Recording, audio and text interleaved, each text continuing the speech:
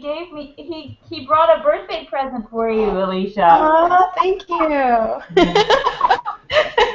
It's Alicia Stringer here, and we are live at the Millionaire Mindset Hangout. We want to thank everyone that came out here today. We have a special guest. We're so excited to have Tracey Walker out here. And before we bring her out, we want to introduce our panel that's on here and tell us who you are, where you're from, and why we created this, because we want to help everyone out here getting that millionaire mindset. We know that this is the one thing that just holds our stability, like in our life and our business and everything, to keep us going and keeps us really stable. So I'm out here on the middle of Tennessee. It's a cloudy day, so hopefully you can kind of see my face in the window. And so let me introduce over there to Greta, who's given me a special gift from her boy that I know probably just had a wonderful gift in his own diaper. Yes, that's right. He's so good at that. I can't pop him up now because I'm in the middle of feeding, which happens every now and then. I think we're all mummies here right now. Maybe you are. Oh, it's okay. Sorry. I'm here though, and I'm super excited to be here. And I just want to give a huge shout out to you, Alicia. Happy birthday! This is so awesome, and just happy to be here and happy to have our special guest, Tracey Walker. Super happy to have you. Sorry, it's loud. I'm going to mute myself out. How about you, Keisha? Hello, everyone. This is an amazing day. I'm excited. Have some phenomenal women here with me. Keisha Parker, all the way live from Philadelphia. And we are just excited about our special guest that joined us today. I know she has lots of speaking engagements, but she took the time out to share with all of you out there listening some mindset shifts, some nuggets that she's going to share. And I'm just excited to grab some more nuggets myself. So I'm going to pass it on to the next person out there before Tracey comes on. I don't know if it's me. Okay, there you go. Okay, I don't know, because I had to run off. I was just getting the kids settled. Valerie Jampolsky, also a mompreneur, recovered entertainment attorney, now a mompreneur. And I am so excited, everybody, folks. Make sure you have pen and paper out to take. They probably have, but you're going to want to take notes and open your life up right now. Open your life up to be able to make a decision that you're going to be inspired. Make a decision to take your life and your business to the next level. For sure, we're so excited, and that's what our true focus is. We want to, open up that shift. And so I know Tracey's gone through several different shifts in her business and life and career, and we're looking for, something that really pulled and triggered that, could relate to all of us on what was that shift that was able to pull yourself out to get to that millionaire status or get to just the next step, that next level, because we're always looking for what is that major shift that people went through to help them get to their millionaire status, their millionaire level. Well, before I get started, let me just say thank you, ladies, so much for inviting me to share some information, to share some, I guess, insight or experience or whatever it may be, whatever the word is, just to share, right? How things have been for me, from my perspective. We all have different maps of the world, right? And so my goal is not to convince anybody that my map is correct, right? But just to share how I see it, right, from my two eyes, and hopefully if others can find some value in that, then great, right? And others may have some other viewpoints, and I welcome that as well. But thank you guys so much for inviting me. You were talking about actually, nursing the baby, Greta, and literally, I don't have to right this second because I did a little earlier, but he's already just right here, right, just laying there, leaning to the side, right, quiet. So adorable. While mommy does this, and the cool thing about what we do is when I was pregnant with him, I was still doing this, right? I would sit in my office chair with my belly touching the corner here, and he would be just as still. And my opinion, I would see that I believe that he was just listening, right, intently. He was quiet and he was just receiving that information. And so now, amazingly, whenever I start talking, usually on a conference call or a hangout, he's like that, right? So I guess he's just kind of gotten used to hearing mommy's mouth, and he's going to have to, because this is what we do. So, That's how my daughter did too while I was playing the piano. see, I mean, they adapt to the environment that mommy is in, and then when they're out of the womb, it's natural and it's calming and it's familiar to them. And so I guess it's a soothing point. Maybe I'll talk him to sleep, which would be great. But you know, the shift. See, the thing is this. It's like the butterfly effect, right? I really would be untruthful if I were to try to convince everybody here today that it was one thing, right? It was this one thing that changed everything. I mean, we could always make it that one thing, but really, if you go back further enough, there's another thing, right, that influenced that change. And if we go back further enough, there's another thing that influenced that thing, right? So there's never really the one thing, right? Everything is a building block, and every decision that we make spawns into an opportunity to make another decision, right? And you keep moving. But if I had, without going all the way back to birth, right, and all of that great stuff, my parents deciding to have kids, because that could be a reason too. I would have to say that when my real estate business was failing, right, and for those people who may be watching this and don't have an idea of what my story is, really briefly, I'm originally from the inner city of Chicago, grew up, born and raised there, graduated high school, went away to college, went to Florida A&M University in Tallahassee, Florida, and graduated with an MBA, right, and my concentration was in marketing. And I went to corporate America, was laid off after the events of September the 11th, probably about 3 or 4 months later. And then I started a real estate business. Now, I will say that was a shift, right? The shift to decide not to put myself in a position to be laid off again, right? I didn't want that. I did not want to have to go through all the hassle of getting this resume together, going on these interviews, sitting there all prim and proper, trying to present myself as the best candidate, you know, with all of this accolade on pieces of paper, whether or not the person likes me or not, you know, if they like that I'm tall or this or that or not. I really didn't feel like having to sell myself to someone for a job that they would tell me how much they were going to pay me, right? And then I'm supposed to smile and be happy and say, yes, this is great. I've got this job that I've got to drive to every day. I'm ball and chain to it. I can't leave here until they tell me. I can't go on vacation until they tell me. I can't stay longer on a lunch break than they tell me. I can't not come unless they tell me, you know, without the risk of losing my paycheck. I didn't want that any longer. I didn't. And for me, that layoff was an opportunity for me I was at a fork in the road, right? To choose, was I going to follow my heart, or was I going to do what, you know, conventional wisdom said to do? You got bills, you got a car, you got to pay these bills, you need a sustainable income. And I was not swayed towards that. It was more out of alignment for me to do that. I felt more sad and cried and more of that going that way than when I chose to start my own business. Even though money wasn't coming in right away, I felt excited every day. You know, I felt free. If I slept till 10 on accident, I knew I could still get my work done, and I didn't have to call in, hurry up, and pretend I had a doctor's appointment, right? And call around who can give me a doctor's excuse. I didn't feel any type of restrictions.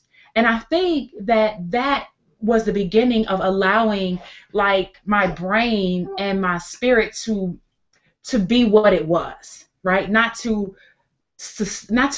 restrain it in any way. Now, I'm not talking about doing bad stuff. You know, of course you have to restrain yourself just from, you know, we live in a civil environment, right? I'm not saying if I had the urge to go kill somebody, I'm just going to go free and just do that, right? What I'm saying is, in reference to the way that I was going to go about my entrepreneurial journey, it felt better to me to do that. And so that was a shift, choosing to be entrepreneur as opposed to continuing to go down the road of employee. So started a real estate investment company, and that company did well. I mean, we did, hundreds of thousands of dollars a month, for 3 or 4 years, and my lifestyle was really great. I can't sit here and say, oh, my life was a living hell. It wasn't. I built a house from the ground up, and got married, and we bought cars, and we had jewelry, and we went on vacations and this and that. But at the end of the day, even with an MBA, for whatever reason, I don't know, you just go crazy sometimes, I guess. We didn't think to save much. We didn't think that this awesome period of, money falling from the sky in real estate was going to ever end. Like, a lot of people don't think that with whatever business that they're in. So we didn't prepare properly for, a slack, a lack or a slack up in closings, in profits, in, properties, and in any of that. Therefore, when the market starts to kind of make some changes, and the mortgage lending laws changed, and how they looked at investors and real estate investors changed, and they started tightening up the reins on what we were doing, we went from closing about 3 deals every single month in the previous 3 or 4 years to, in 2006, we only closed 3 deals total the whole year. Right? Now, if you could imagine, I mean, yeah, if we were making about $30,000 per deal, $100,000 in a year is good relative to what your lifestyle is, right? I was living on a lifestyle of that per month. And now we're having that per year. Everything began to suffer. My home went into foreclosure. My cars went into repossession. All of the wonderful things that we had acquired materialistically literally, became a burden. We were hiding the cars. I found myself down at the state of Illinois, the food stamp office, to get food stamps, with my Louis Vuitton bag and, my 5-carat diamond ring. Like, all this, it was ridiculous, right? I couldn't even fathom that that's where I was, right? It just didn't seem real. And in a period of time, I sulked, right? I mean, I can't say I was clinically depressed. Hold on one second, ladies. I thought he was going to be calm. Well, he is still kind of calm, but he just probably needs some mommy time. I was devastated, literally. And I cried almost every night. I sat on the stairs at times and just looked at my house that I built, and I asked God, why is this happening to me? I didn't know to trust the process at that time, right? All I could think was, why is this happening to me? Why am I losing my house? I did everything right. I help people. I love people. I don't harm people. I've helped tons of people save their homes. The money that I've made, I didn't rip people off. I didn't scam anybody. I didn't rob anybody. Why now do I have rigged cable, electricity, gas, and water? Why does my house on the outside look beautiful, but on the inside it felt very cold and it felt very lonely? Why was that? So another fork in the road appeared, and I could decide to give in to this appearance of demise, right? Or I could stand up and say, you know what, Trace, you've got some skills, like you can do some things, some people. Let's start making some phone calls. Let's start seeing what you can do to pick yourself back up. You can't sit down here at the bottom of the barrel forever. Let's do some things. And I decided to start making some phone calls. And that's when my good friend from college reached back out to me, who was also in the mortgage business, who was experiencing some challenges, and said, hey, listen, let's take a look at this business, which was a travel company at that time. I was at a point where it didn't make me a difference who had succeeded in network marketing, failed in network marketing, who made it work, how many millionaires there were, whether everybody failed. My point was, listen, it cost me $500 to get started. I went and I saw this presentation, and it made good sense to me as a professional, right? And in the timing of my life, it seemed like that would be a natural thing to do, right? Start another business on my own, but where I had a little bit more control, right? With the real estate deal, it was a lot different. I had no control over anything, right? If the realtor messed up, there was no deal. If the seller backed out, there was no deal. If the buyer changed their mind, there was no deal. If the title agent messed up the numbers, we lost money. If the attorney didn't like something, it's no deal. If the, it was too many moving parts, right? This seems so much easier. I pay $500, right? I show a few people a presentation, and if they like it, they pay $500. They buy the products and services, and then we show others how they can use these products and services to better their lives, right? And if they want to make money, we show them how to do that. To me, I was in complete control, and I felt a lot better. So I decided at that point to go into network marketing, regardless of what other people had to say about it. That was a shift, right? That was a shift, and I began to do network marketing from 2007, January 2007, up to where we are now. And in 2008, well, let me say 2007, I did everything offline, right? I mean, I learned presentation skills. I, drove prospects to the meetings with me. I taught my team how to wear buttons, T-shirts, all types of things. I have where is it at? Oh, it's over here. I got him in my arms, so I can't grab it. I mean, I created manuals. You know what I'm saying? Like, matter of fact, let me just get it, because I have to, if you guys don't mind, I think the visual is important, because there was so much I was doing for my team in an offline environment that it baffled me that more people didn't have success. You know what I'm saying? Hold on one second. Let me grab this book.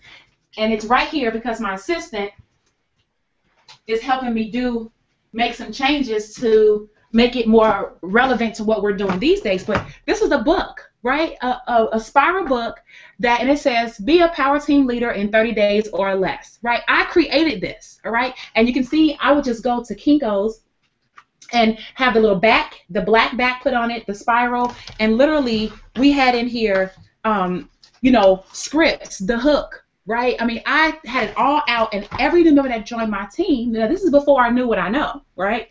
I would go print this out and give it to them for free. I would just give it to these people, and these people wouldn't come to training. They wouldn't come to the meetings. They wouldn't bring guests. They wouldn't do it. They wouldn't go to corporate office when we would go on travel trips. They wouldn't do anything, right? And I got so aggravated with the fact that I felt I was doing everything in my power to help people, but the more I did for them, the less they did, right? It was kind of like the opposite thinking of what you think should happen, because everybody claimed, I need help, I need help. So I was the yellow personality helping everybody, and nobody was doing anything. So after a year of that nonsense, I had a bright idea. I said, what if I went to the internet? There's got to be a way where I could record myself on a video during this presentation, and if somebody wanted to see it, Keisha, right, I could just give them the link and they could go watch it. I don't have to drive to their house. Now remember, I lived in Chicago. Snow would be up to your eyeballs in the wintertime, right? To drive across town, take 45 minutes to warm your car up, to drive 30 minutes to get there, to have to change out of your boots, put on your heels, take off a snowsuit, put on, your skirt, dry off, walk into somebody's house with one person sitting there, is a little bit of aggravation, at least. and unless we're going to get 100% closing rate, which, maybe you can, that one person ain't signing up today, right? They got to wait till tax time. They got to talk to their husband. They got to talk to their wife. And I wasn't really that great with objections and all that type of stuff at that time. And so to me, I just wanted to be able to show the presentation. If they were interested, they could say, yes, I want to get more information, or yes, I want to sign up, or I want to enroll. And if they weren't, I didn't want to have to be bothered with them. That's why I came to the internet in 2008. I didn't come to the internet for leads. I didn't come to the internet to make more money. I came to the internet purely to automate myself so I didn't have to drive around Chicago to show people stuff that they could watch on a computer. Now, once I got to the internet, let me go back. Now, that was a shift too. Right? There was another shift. I could stay offline because my upline was making $60,000 a month doing this, right? Or I could do something opposite, take a risk, not really know anything about what I'm doing, and have a shot at learning a skill that could help make my life easier as I'm supposed to be building a business from home where I don't do the business at home.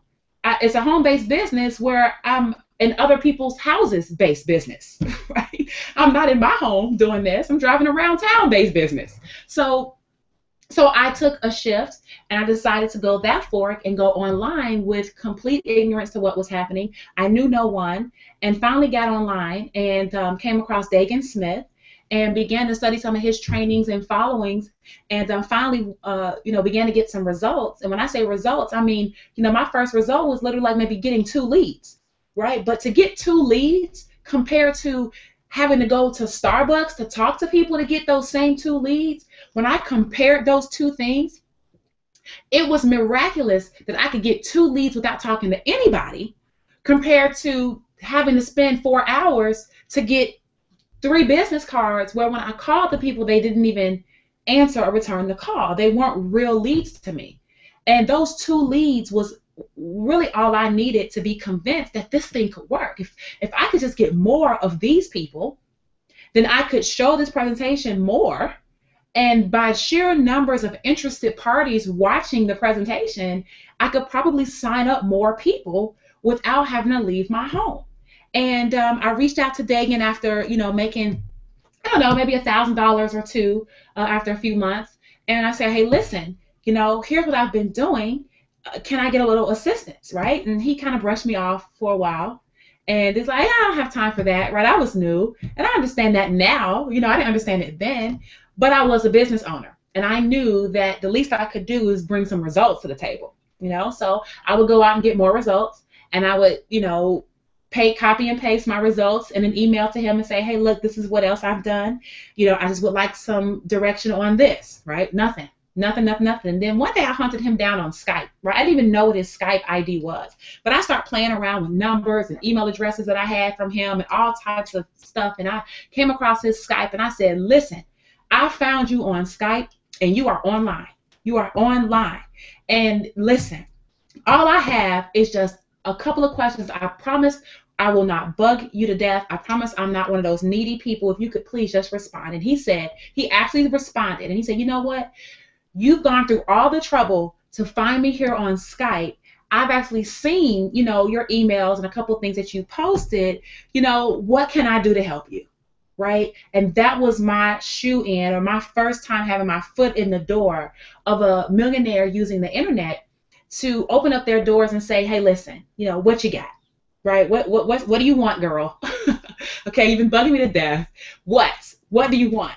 And I was very precise with what I asked, and he was precise with the answers, and I did not go back to him again until I had something very, very specific again, which was probably a month or 2 in a row, And I began to build a relationship with Dagan, using that hands-off type of feel, not being needy and begging him for stuff and expecting him to do everything because I had joined him in his business and all this stuff.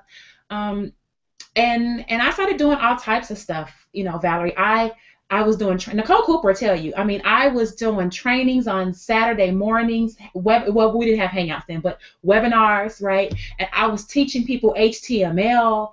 I was teaching people, I was showing people how to set up their blogs, like Greta, really, setting up a blog from scratch. That's what I was teaching people how to do. Install WordPress, how to move your header over, right? How to do some basic functions like bold and underline. And we would spend 4 and 5 hours on Saturday mornings teaching people this stuff, right? So then after some time, a year or so, I think, or maybe, a year, 2009 came along, or 2008, it may have been later that year, a system came out, right, which claimed to be able to teach people these things already. And I could automate this process, right? I didn't know anything about systems. I said, well, I'm signing up. Because if this thing can, if I could stop teaching this stuff on Saturday mornings because they got a video back here with somebody else teaching it, and all I have to do is say, hey, team member, go watch, Alicia's video on how to set up a blog. I can do that, right? I can do that. So I got inside of that company. That was, at that time, that was MLSP. I don't know if some of you guys are familiar with MLSP. That was that. and began to just, there was no leaderboard then. We live in an environment right now where everybody's obsessed with the leaderboard. Everybody's obsessed with how much money Joe Blow is making and where they are ranking in the last 7 days and last 30 days. And when I got started, we didn't have that right away. All I did was work my fingers off. Right? I kept my head down and I worked and I worked. For me, if people were commenting and interacting with me on my blog, I was succeeding. Right? For me, if people were coming to my webinars and registering to listen to what I have to say, I was winning. Right? If I had 1 or 2 signups in my business, then that was phenomenal, because that was the same thing I was doing offline, except now I had more time. I was at home. I didn't burn any gas, waste any money, really.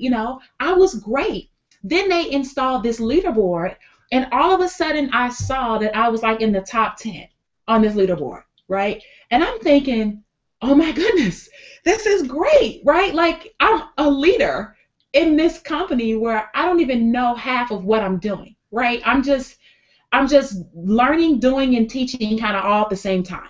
That just kind of was what I was doing. Didn't know that was a strategy. We teach that now. Learn, do, teach, right? I didn't have a formula. It just seemed natural to learn something, then do it, and then if it worked, show your team, right? To me, that was logical. And went through that process, and as a result of that, had opportunities to speak on stage. That began to develop. Then I had an opportunity to create a product, which was my first product, B-Blog Savvy, back in 2010. And, had my first 5-figure day. By developing this product, I didn't know anything about how to launch it. I didn't know anything about how to package it, graphics. Thank God for MLSP at that time, right? Because those guys helped me out with all of that stuff, that technical stuff. All I had to do was give them my videos. I had 40 videos that taught people how to blog, right? And they packaged it up, made it look really, really nice, sold it in the back office, helped me to start making some additional money and helping other people learn how to blog and get it done effectively. And things just started to spiral, from there. I met David Wood while I was there, and experienced him coming from living in his van, right, to literally having his first $12,000 night. I was on the webinar that night when he did it. He was a nobody in the system at that time. Nobody knew who he was. I don't know if you guys were involved at that time and witnessed that like I did, but he was like a Joe Blow, a regular Joe Schmo, right, that made $12,000, and then all of a sudden everybody wanted to know how he did it, right? Everyone wanted to know how he did it.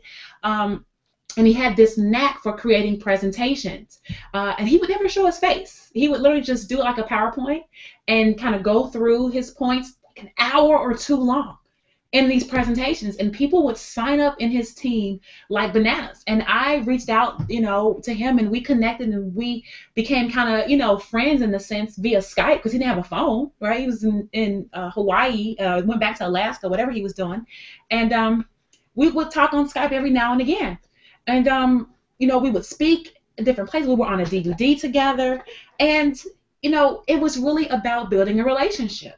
I had no idea that relationship would then present an opportunity for me to take advantage in, what we're doing now with an Empower Network. Who would have known that, right? You talk about a shift, you don't know what you don't know. I didn't know it was a shift until after it happened, right? After it happened, I could go back and I could say, oh man, me meeting David Wood in 2009, what a shift, right? But it wasn't really until 2011 that it had some type of financial manifestation for me. That relationship that I had in 2009, right? I planted a seed of meeting someone, and because we were in different companies, I didn't bash him about that, and we didn't talk about each other, and we didn't cuss each other out and belittle one another because of that. We just respected one another as professionals, and 2 years later, by working with him, my very first month had a $28,000 month.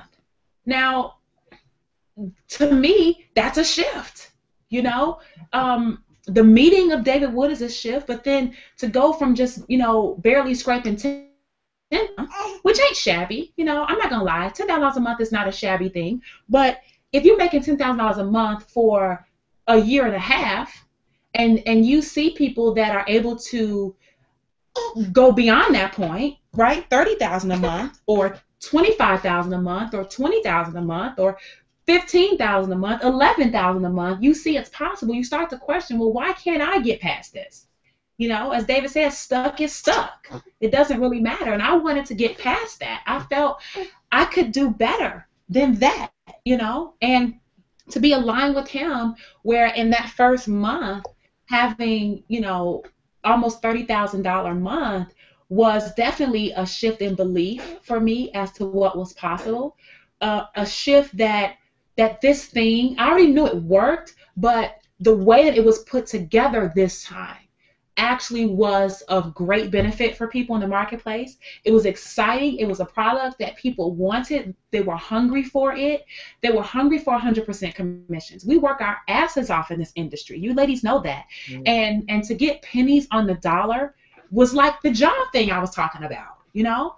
And to now have an opportunity to have 100%, you know, I sell something worth $25 and I make $25 is literally no harder, no more work, right? It's just we get paid better, and you have a happier look on your face, right? You have a smile because your check actually it pays more than your cell phone bill, right? And I began to just kind of interact with people, and I loved it. You know, I loved it from my heart. I loved doing what I was doing. I wasn't doing it because I was absolutely had to pay the mortgage, right? I wasn't doing it because I was being thrown out. I was doing it because I loved it. And I think that energy allowed me to attract people who also loved it, right? Whether they were on my team or not, or whether they were just part of my network like you guys, right? It was like attracting like.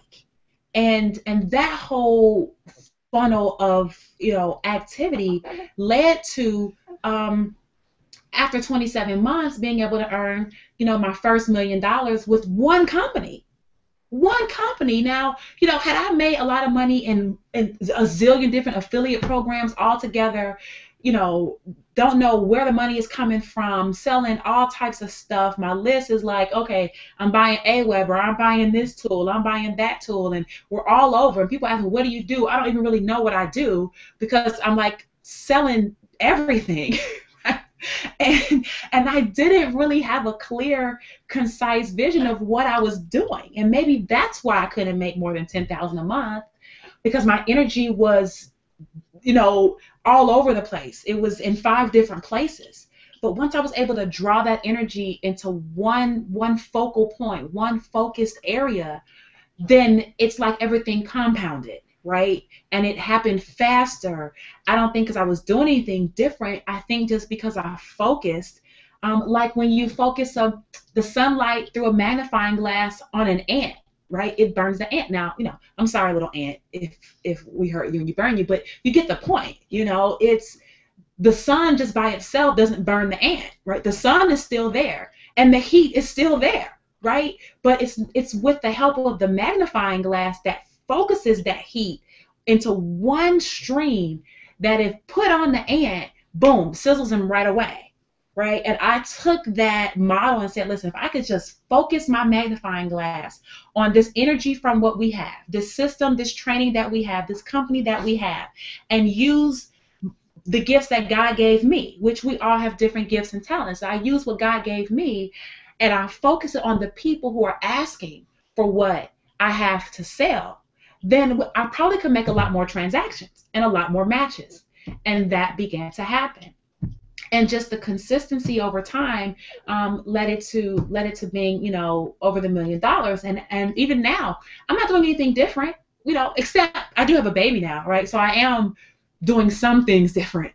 But in terms of my workload is actually more now, right? Because of the other added responsibilities that I have. So my assistant comes into play a lot greater now than she had previously. Like, I need her now. You know, if I'm nursing the baby, clearly I can't be typing an email, getting people ready to get on a hangout in 30 minutes, right? I can't. I need her to be able to come up with the idea of what I need her to say and type it up and send it out, you know? So the interdependence now of a team, a staff team, not a team inside my network marketing company, but my staff, my office, right, is more critical than ever. Building the independence of the network marketing team is crucial, right? I was never a hand-holding person. Dagan never hand-held me, and so maybe that's where that came from. I didn't have to make a shift in that because that was the way I was initiated in this, let's say, right? I was initiated by a person who didn't hold my hand. So I didn't know any other way but not to hold people's hands, right? I was successful as a result of him not holding my hand, and I just believed that me holding people's hand previously, that crap didn't work. I knew that for a fact. So I was willing to try it the other way, you know, and it just was what it was. And I didn't feel bad if people quit. I knew what we had worked, you know. I knew that what we had helped people. I felt that my heart was in the right place. And I guess if we just kind of add up those few shifts that I shared with you guys, that's how I got here right now today, you know. Now, I guess if you guys want to dig a little deeper and ask me about some specific things within there, I'll be happy. But I guess that's the aerial view, the aerial perspective of how it all came to be. I hope I didn't talk too long or go overboard or make you guys like, shut the heck up.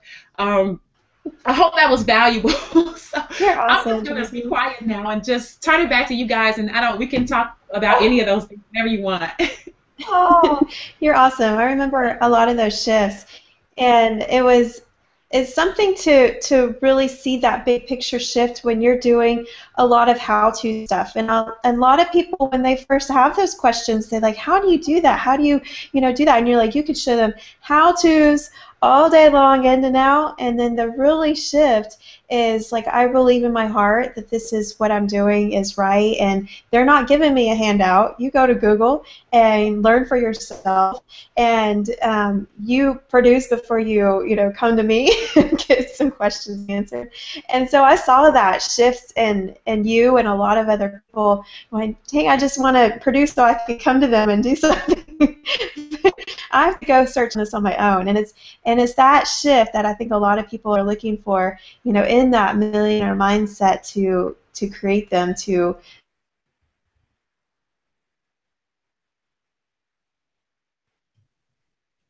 Uh-oh, is it just me or did Alicia freeze? No, I think she froze. We lost her. Well, while we're waiting on her to come back, I would just say that, I was just speaking to one of my team members yesterday, Paul Gardner, actually, and he was like, Trace, I figured out, how I can consistently make $1,000 days. And I said, really? I said, well, do tell, share with me. He goes, I finally started to really believe that people had $1,000, and that what we have is is worth more than $1,000, right? And that people want it. And because I believe that now, and he showed a screenshot. He had made, $1,000. He said it was this shift in my belief, and that's what Alicia was, before she got popped off. That's kind of what she was alluding to, just that shift in your belief. A lot of times is where the magic is, not in the how-tos. Yeah. I think it's so powerful. You talk, Tracy. You're talking about belief, and that I'm curious because you went from that initial transition where in the first month with the system that we use, and there's a link below to it. But the system that we use that you went to $27,000 a month. Can you talk to where that shift went from there to knowing that you'd be able to actually, cross the mark to be able to actually, $1 million in this. Okay, I'm gonna attempt to make out. It was kind of choppy. I couldn't hear everything. Okay, yes. He understood. I think what you were saying was, making that initial amount. How did it progress to knowing that I could continue to do that? Is that what you're asking? Okay. And also how that went up to from transitioning from there, because that's a jump.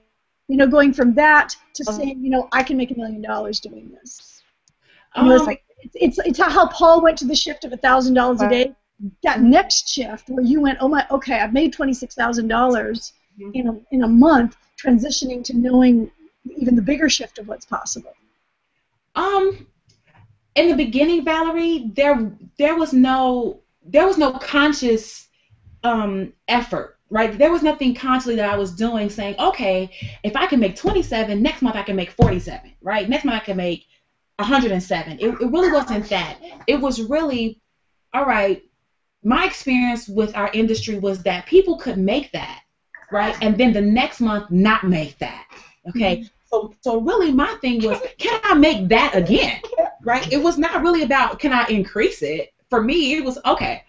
Now, that could have been a fluke, right? That could have been some weird, just everybody loved me and they wanted to join me because I said so. That could have happened. But now, let's see if I can do it again next month. How sustainable is this? We talked about this $25, $100 a month, all this. How sustainable is it? So when December hit, right, and it roughly was around the same, maybe a little bit more, a little bit less, okay, now my eyebrows raised a little bit. Right? Because it wasn't about the gunshot $27,000. Anybody could do that if you have people can do that. I didn't even have a team, right? I built from scratch. But if you have a team in one company and move to another company, you can gunshot a large month that first month, right? The question is, can you keep that over the next 12?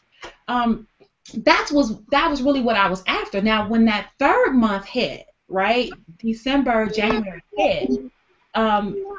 It was kind of starting to be like, all right, this is working, right? Because this $25,000, $30,000 a month for 3 months from an internet marketing situation, I'd never experienced that before in a company, right? I didn't have to create products to do this. I didn't have to do joint ventures with people to do this. I didn't have to email my list tons of offers to do this. All I had to do was keep one consistent message, promote one link, and I could keep doing this over and over and over.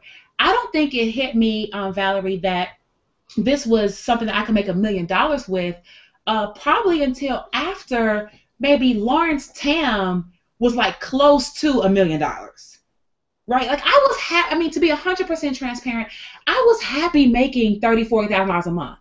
I was not setting a goal forward of $1 million.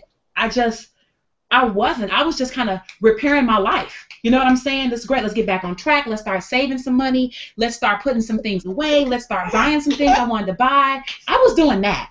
More consciously though, right? Not frivolously like I was in my real estate business. A lot more educated this time around. But I was there. I was just happy to be, all the money I had borrowed from people, I had paid it all back. All of just that, I wasn't thinking $1 million. And then, Lawrence Tam, it was like, oh my goodness, Lawrence Tam is like $30,000 away from $1 million. I'm like, whoa, what? He's what? Right? So then I'm calling Lawrence, like, Lawrence, what are you doing? Right? What are you doing specifically? Exactly. Are you calling your leads, Lawrence? Do you have a coach? You know what I'm saying? We're doing all the same stuff. Like, what are you doing special, Lawrence, that we're not doing, right? And he's like, man, honestly, Trace, I don't know. I'm not doing anything different, right? I'm just doing the same stuff, right? So I'm like, all right, now, it's possible that $100,000 a month could happen. Right? I wasn't really thinking about it until after somebody else did it. And then I was like, oh, wow, I could actually do that. Right? Then I think it may have been Tony Rush at that time actually had hit it or something like that. Right? Then here comes Vic. Right? Then Vic came in and like skyrocketed to this #1 position with doubling everybody's. He was making $10,000 a day. Right? And I was happy with my $40,000 a month. And this man was making $10,000. He was making my monthly in a week. Right? So people, Valerie, were helping me to expand my own vision. It wasn't that I sat here in my own little lab and I came up with all this stuff myself. It was really through the efforts of others and me being part of the community where I began to stretch myself as to what was possible purely because of what I was witnessing from others, people that I could touch, people I could see, people I knew from an event. And I'm saying, oh my God, I can do it. If they can do this, I can do it. I know I can. So then it began to be more of a personal development shift for me, where now me knowing it was possible by seeing it happen for others and aligning that with my own personal belief system, right? That was a little off, all right? Did I believe it could happen, period, ever? Yes. But did I believe it could happen for me? I was a little shaky in that area. And I had to go to work on myself, you know, so I listened to the inner circle a lot. You know, people take that product for granted, right? They buy it just because we